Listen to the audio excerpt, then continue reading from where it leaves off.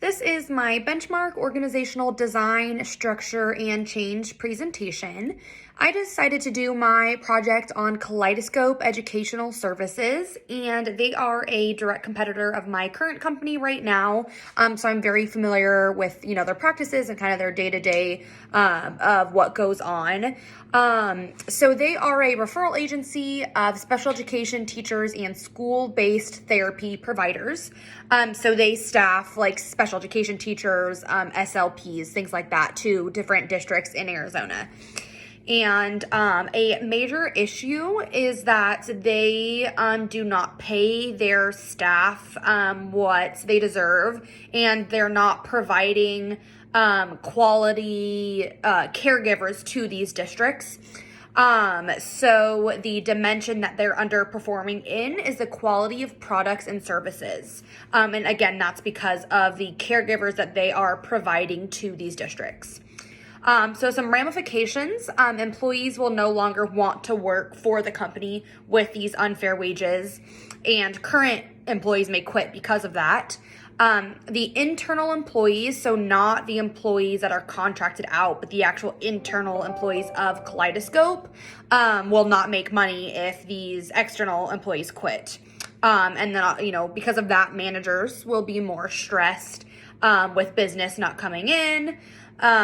Internal employees may also leave because of that, and qualified staff are going to go to other companies rather than stay with Kaleidoscope because of all these issues. So the big consequence of that failure is that the clients, so the school districts, won't want to do business with Kaleidoscope and won't want to contract out their sped teachers and their therapy providers. Getting contracts with the school district is the sole way that the company functions and is profitable. So if that doesn't happen, there really is no company. So the relevance of current organizational structure, design, and culture. We know that organizational culture is a system of shared values, norms, and assumptions that guides members' attitudes and behaviors and influences how they perceive and react to that environment. The current culture there is not good because of how the employees interact with each other. They're not happy, so when they're interacting with each other, that interaction is negative and contributing to an overall negative culture. That negative work culture will lead to internal and external employees quitting and kind of just making the whole organizational structure frantic and not functional.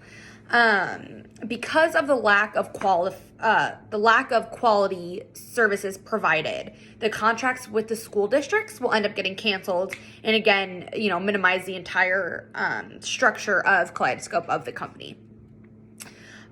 So in terms of if the company is practicing conscious culture, conscious capitalism, they are not. Everything about conscious capitalism is putting employee first, being selfless, not having profit as a main goal, and focusing solely on the employees. And the company just does not do that. They're focusing solely on profit, which is why they're paying their employees so low so that their profit is higher.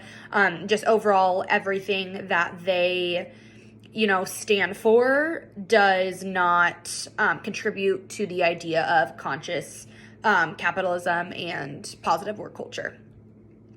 So next, for the 8-step change model, Kotter's model, the first step is to create a sense of urgency. So this is to make the company aware that they could, essentially get shut down if they no longer get contracted out with these districts because of their poor quality. It builds a guiding coalition. Current employees need to band together and, kind of voice their concerns to management and higher ups in the company. If everyone is saying the same thing, that'll be more likely to, induce change. And the next one is to form a strategic vision and initiative. Creating a new vision and focusing on positive culture and changing the current morals and values and improving them and making them more aware. The next one is to enlist a volunteer army. Past and present caregivers need to come together and express what is needed, to provide to the students. The more people who can come together, the better. The next one is to enable action by removing barriers. So this is to kind of just take away the current requirements of experience from these caregivers and, to improve them.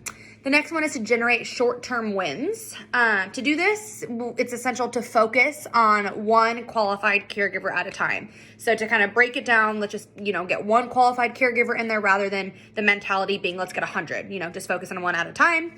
Sustain acceleration, providing the most amount of qualified caregivers at a time and to not give up. So don't give up when you have 10 qualified, 20 qualified, to keep going with that mindset. The next one is to institute change. So doing this is to not go back to the past ways and focusing on improving that culture and improving, the quality that's provided. Next is possible challenges and ways to, potentially manage those challenges. The first one is getting higher ups in a company to want to make the change. In order to do this, it's really necessary to give them all the information and data on why the current caregivers aren't qualified and how that's impacting the students. So to really show that what they're doing is hindering the students, could help them want to make that change faster. The next challenge is paying employees higher wages.